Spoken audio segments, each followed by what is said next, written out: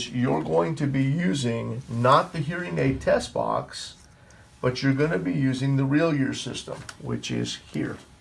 Okay? And this is the real ear part. So this is the left ear, and there should be another one that hooks into here that's the right ear, and I don't see it. It might be in that drawer. There's always. And you are correct. Okay. This is blue, right? Yep. There's another blue in here.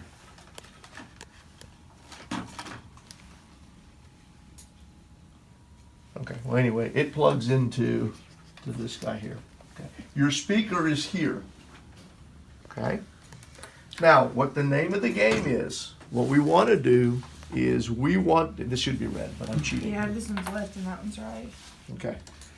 What we want to essentially do here is we want to find out what the ear canal's resonance is and match the hearing aid to the person's ear canal resonance. Okay? That's the name of the game. If you don't do this, the hearing aid sounds bad. All the other efforts don't matter. Okay? Now, when you do this, you'll need a probe tip. And the probe tips, I'm not used to this room. I think they're in the drawer. There's Should one be in right that there. baggie. There's one on the floor. Yeah, I was gonna say there's. They're reused. That one's got hair all Here's over it. one. I was gonna say. You can't reuse them in the sense that you can't put them in with your tips and wash them, okay? Because they'll actually harden. They'll start losing their color. What we used to do is we would keep these and use them 3 times on the same patient. We would put them in a baggie, we would staple it, because it's the same patient, and then use it 3 times, and after the 3rd time, we would pitch it and give them a new one. Okay, so that's how we did it when I was in clinic. But essentially what you're going to do is you're going to take this tube, okay, and the harness for it is right there. So you've got to thread this tube through this piece right here. And it goes on pretty easily. Okay? And then when you calibrate it, you're going to take the tube, you're going to put it between these 2 little, I'll call them bumps for lack of a better term, and you're going to align that receiver and that tubing. Okay? Here's what you're essentially doing. This is not a flat response like a microphone. What we want is we want this to play out a flat response. So if we're playing at 70 dB, we want it to play 70 dB at every frequency. The problem is now it's not only accounting for this, it's accounting for what? Room environment. Okay? So when you calibrate this thing, what it's essentially doing is it's setting up this loudspeaker to play out the right levels so that your measurements are accurate. If your calibration's off, your measurements are going to be off. Okay? So a lot of people don't spend a lot of time with the calibration, but it's very, very important. And you can do this what we call online or offline. Online means you do it before every single test. Offline means you do it once and you save that response. And most people leave it offline because we're not in, 1 dB here or 2 dB here is not going to be that critical. Okay? So in order to calibrate, and we'll just calibrate, what side is this? Left or right? It says left, right? Left, correct? You have. Let's say It's left? in the left, but you have the right one. But I guess that doesn't matter. Is that what you were saying? Yeah. Okay. So what I'm going to do is I'm just going to click on this thing, okay? And I'm going to go to tests, and I'm going to go to on ear measures, and I should have a thing that says calibration. Okay, so I right click on ear, because this is an on ear test, and I'm going to go to the calibration. Okay? And so what I want is this is going to tell me how much of a deviation I have relative to 0. If the number goes down, the loudspeaker is going to get softer. If the number goes up, the loudspeaker is going to get louder. Okay? What a lot of people do is they'll put this thing here in order to calibrate it. Don't do that. The reason is your patient that close? So are you really measuring what's at their ear? Probably not. What we always did was we had a piece of string that was taped on here, and we had it at a meter. And we would measure it at a meter, and we would seat the patient at a meter, center of their head. Okay? So let's assume that we have that. A meter is about yay. Okay, let's assume I have a piece of string. And then what I'm going to do is I'm going to hold this here. I don't want to obstruct this. And all I'm going to do is hit calibrate. I can do this with my left hand.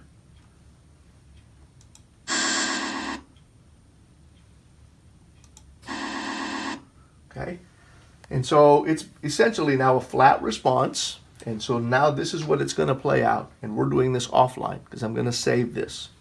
Okay, so that's the very first thing that you have to do is you've got to go in and you've got to calibrate this system. So that's pretty simple. Okay, the next thing that I want you to do is I want you to take this tubing out. You're going to put it on someone's ear, and you can make it shorter or you can make it longer. Okay, and you're going to put it on the person's ear, and you're going to take this tube, and you've got to set this tube within 2 to 5 millimeters of their eardrum. 2 to 5 millimeters from their eardrum. In class on Wednesday, I will show you if you don't do that, you're creating standing waves in the ear canal. Okay, so the way to do this is you're now going to go in. I'm going to right click again. I'm going to go to tests. I'm going to go to on ear measurements, and now I'm going to do something called insertion gain. Okay, and when I go to this insertion gain, it's maximum safely limit disabled. Okay, that's fine. Okay, and so what I'm going to do is you can look at this in terms of a table, or you can look at this in terms of a graph. Okay, you can do it either way. And the nice thing about this is if I do it, I usually do it during a graph as a function of a graph, and then when I'm done, I can go in and get the numbers off the table. I can print both things so that I've actually got the actual numbers plus what it looks like. Okay, so if it's goofy, I can tell. And so what you're basically going to do is you're going to go in and you're going to plug in the person's audiometric thresholds, and we're just going to do a 30 dB flat loss. We're just going to keep it real simple. Okay? So I can go in and I'm going to say, you know what, I did this using insert earphones, and I'm going to measure your REUR. That's what I want to do is I want to use your individual ear canal resonance. Okay? And so I'm going to hit continue, and now it allows me to go in and, how do I change this thing? I can go in and make this 30, 30, I missed that, didn't I? 30. And you don't have to do the inner octaves, just the octaves. But since they're there, I'm just going to go ahead and play with them. Okay, you're just going to do a flat 30 dB loss. And I'm going to hit continue. Okay. When I go look at this table now, there's 0 dB. There's my target. This is my target, and we're using probably NALN. Here it is, NAL. Linear. If I change this to NALNL1, I get 3 curves for a compression device. So this is gain. This would be my 50 dB input, more gain. Lower intensity level, more gain. Moderate intensity level, moderate gain. High intensity level, less gain. And these are the targets I'm trying to match. Okay? So it allows you to go in and you can look at these different things. Here's Fig 6, which is a different model. Okay. Here is, if you wanted to use Libby, which is half gain rule, looks like that. If you wanted to use, Libby's 1/3 gain rule, Berger's half gain rule. Okay. So you're able to see the different levels here. Okay. And when you're fitting the device, if it's a compression device, use a compression fitting prescriptive formula. And we haven't gotten into what those things are yet. We'll talk a little bit about them on Wednesday. But I would go in and for right now, just put in the NALNL1, okay, so that you're working with a compression device. Work with more, then you can always back it out later on. And what you're going to do is we're going to say we actually want to do a test. Oh, I don't want to get rid of it. Hang on. Cancel.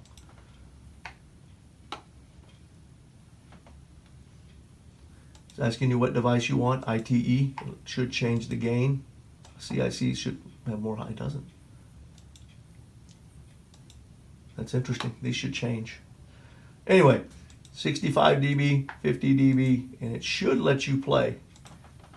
So I can go in, and I'm going to go in, and I'm going to do an REUR, your unaided response. So what I'm going to do is I'm going to get an otoscope. I'm going to look in your ear. Okay? I can't do this because I cannot see. So I won't do it on you because I'll hurt you. But I'll get an otoscope. I'm going to look. And what I'm going to do is while I'm holding the otoscope, using my other hand, I'm slowly going to start to slide that tube into your ear. Okay? If it will help, put a little bit of that Odo Ease on there on the outside. Try not to make sure you don't get it clogged up on the inside. So just put it on the outside and just drag it, slide it into the ear. Okay? If there's wax, make sure you get over the wax. Otherwise, have it removed. Okay? And while I'm putting this thing in, I'm going to go ahead and play this thing. Okay? And the reason I'm playing this thing is you'll notice that it's moving. What I'm looking for is between 4 and 6K. And you'll notice that as I cup my hand, what happens to that 4 to 6K region? I'm not doing it right. What happens to that 4 to 6K region? It should have more. It should have more energy. In this case, it's about 3K, 2K, because of my hand. But you'll see that bump that you see rising there between 4 and 6K. If it's a female, it'll be between 2 and 4K. When it stops moving, you're within about 7 millimeters of the eardrum. Okay? The trick then is to find a way to keep that in place, because once you let go of that tube, it springs backwards. Okay? Some people will use a piece of tape, and they will actually tape this down. Okay? And when I say tape it down, they will actually tape it to this thing here. I just pulled it out. They'll actually, and that's the other thing you have to be careful with, is sometimes this thing pops out. But they will actually tape it right here. Don't clip it, just tape it very, very gently. You can use Fun-Tack. Fun-Tack is the stuff that you use for the 2cc couplers. And you can just Fun-Tack it here, and that way it'll hold it in place. Okay? And what I want you to do is, as you're putting it in, guesstimate where you see 20 millimeters. So just as you're putting it in, and save that as 1. Okay, don't save it as RUR, save it as 1. Go into 14 millimeters and save that as 2, and go in at 8 millimeters and save it as 3. And what you'll notice is the highs are changing. And the reason I want you to see that is because the lows really don't change. It's the highs that are making the biggest difference, because the ear canal resonance has where most of its properties where? In the high frequencies. Okay? So that's what we're looking at in that particular piece. Okay? And so we are doing that. And again, it's just, and then just relabel this as REUR, 20 millimeter, 14 millimeter, and 8 millimeter. Okay? Once you get it in, it's really simple. Then you go to number 2. You do the REUR, and you'll punch that number. If it's already there, you'll get a hearing aid, which I'm going to give you in just a second, with an open dome. Okay? Just use a alcohol wipe to clean it up. It's already programmed at 30 dB, so just turn it on. Put it in, and when you put it in, all you're going to do is you're going to play it at 50 dB, and you're going to do REIG1. You're then going to change this guy to 65 dB. I'll play these for you so you can listen to them.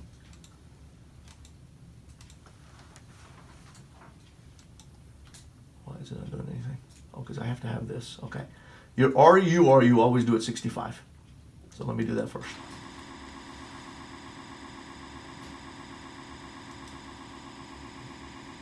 We said 65, right?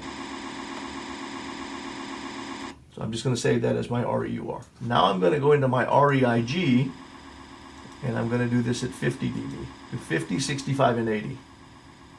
Okay. And where's my tube at? Where did it go? So I'm going to cheat.